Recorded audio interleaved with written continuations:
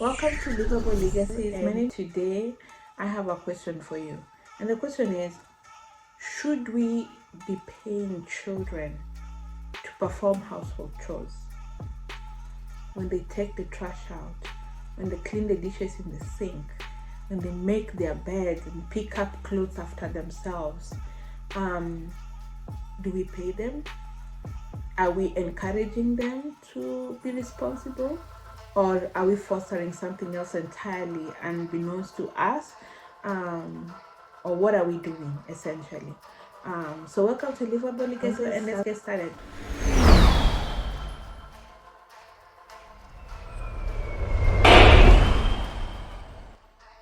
Welcome to Livable Legacies.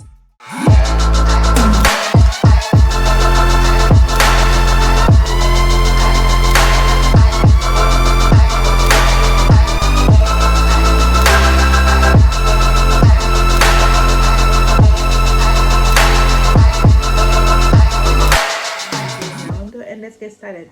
I have 5 points to discuss with you for why we should not pay children to do household chores. And it is not just because that is the legacy that we inherited. Us growing up, I'm an 80s baby. That is part of what we inherited. That sense of work ethic, that sense of you do house chores and you don't expect payment for that. And yes, this is a generation where we all have our rights, we all have our needs and wants and priorities.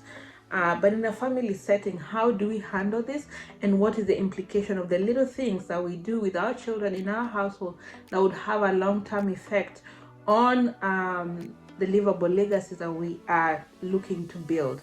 So one, fostering having children, not paying children for household work fosters a sense of strong work ethic, I think, that goes beyond monetary rewards, that goes beyond money, right? I mean, work is part of life.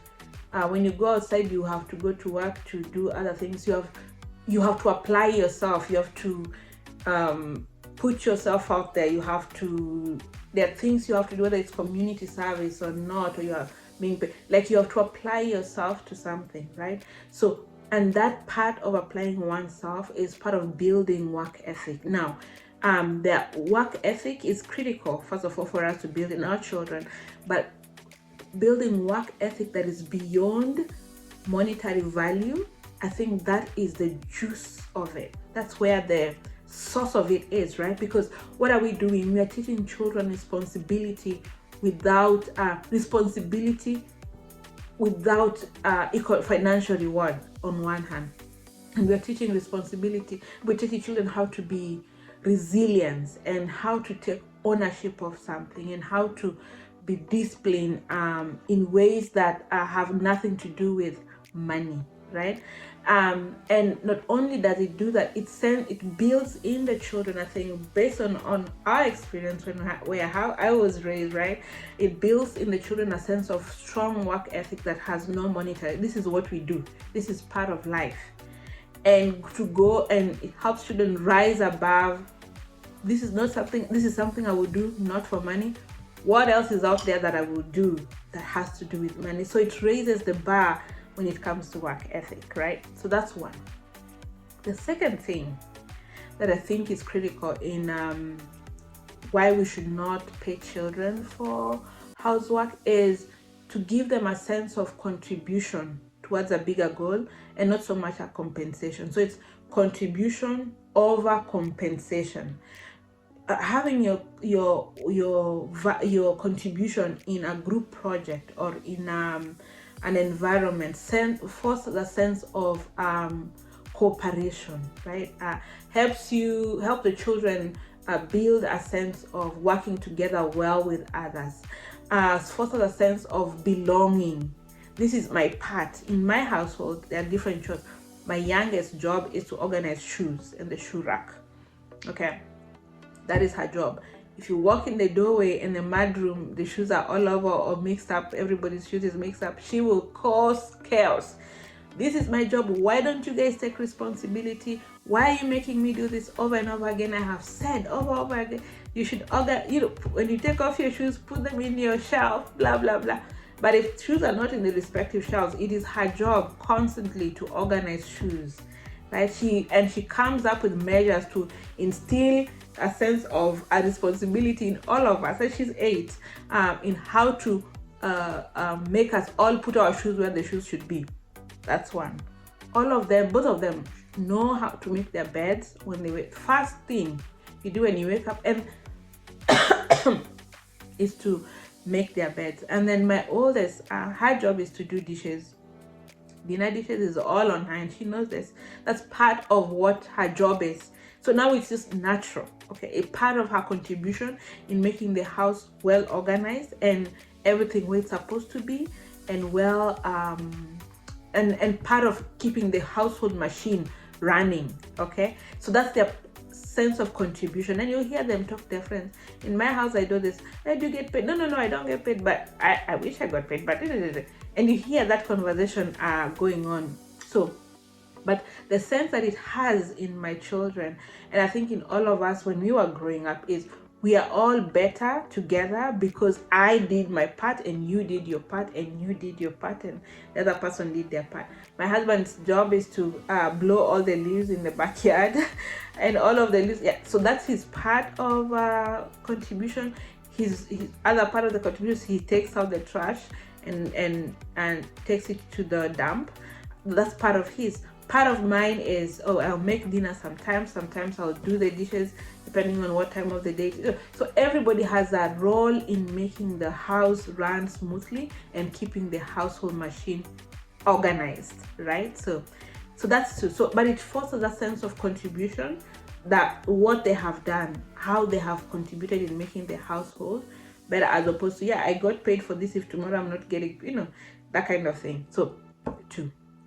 3, it builds in the children an intrinsic internal motivation to do things and to achieve long-term goals. For example, having them do work that has nothing to do with instant reward, or being rewarded immediately for the chore that you did, or monetary value attached to the thing that you just did.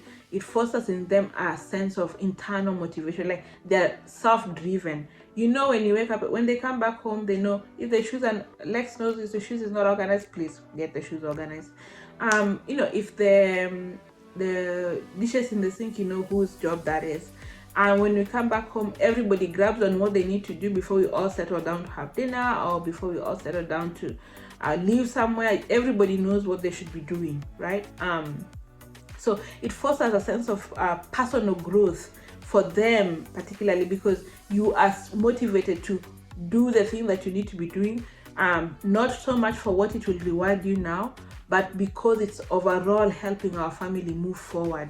And the goal is not so much monetary as it is part of either being a family or part of being part of a household, and that you are just motivated for the simple reason of helping the household move forward and the household machine run smoothly, right? So, and for us, it removes that the need for instant gratification, and that instant dopamine means it instills in the children that you can do work and invest a lot of time doing work, okay, for the long-term goal without instantly being rewarded for that thing. The reward is long-term.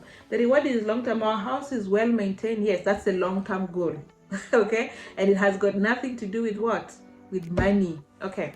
And I recognize that can be hard, particularly in this environment where we are this instant gratification environment. You want to warm something, put it in the microwave. You want to eat something, you don't do dishes, put the paper plates. Like we are instant. Everything is bam, bam, bam, moving fast. But but that's the short-term gratification, right? We are playing a long game here. It's a long game that we are playing, and I think it is something that we're looking to foster that goes beyond our generation and goes much further beyond the children's our children's generation and their children's children. So build that work ethic now when we still have the space and the time with them, and help them build that internal motivation. Be self-driven. Have them do the right thing. The right thing is to make sure that the dishes are not in the sink. The right thing to do, I mean, the bed is yours, yes. You sleep in it by yourself, yes. You sleep in it by yourself, or maybe you share it. But the right thing for you to do is to make sure your bed is well made, even though you're the only one who sleeps there, and you probably will be the one to come back and sleep in it later on tonight. But make it look neat, make it look organized, and make your bed. Put your stuffed animals where your stuffed animals should be. Organize your clothes. It's your closet, yes. Organize it. Make it look neat. The long-term goal is to make sure the household is looking well organized. Okay, that I've beaten that one. So 3, 4.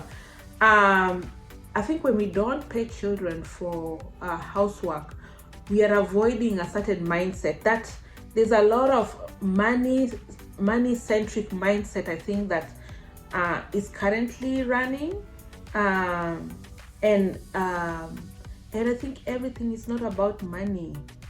I think particularly for us who are looking to build a livable legacy, it is not just about them. The money is critical, yes, but there are values as well that we are looking to build. There are long-term goals. There's certain values, there's certain knowledge, skill sets that you're trying to foster in our children, because it was fostered in us, right? And I think when we foster this money-centric mindset, we are limiting our children to help to have them look at things in very transactional ways, right? In very narrow transactional ways. And I think this is how we building very transactional relationships, transactional how can I say, work, like I do this then I get this, I do this then I get this. It's just very transactional interpersonal relationships. I think it's a very thin perspective and a very narrow perspective, and has less meaning. But I think if we are not paying, and when we don't pay children for doing household work, it removes that money-centric mindset of everything is transactional. Not everything is transactional. Some things come from a place of meaning, and finding meaning in certain tasks and certain jobs, and being able to find fulfillment in things that have nothing to do with money, I think.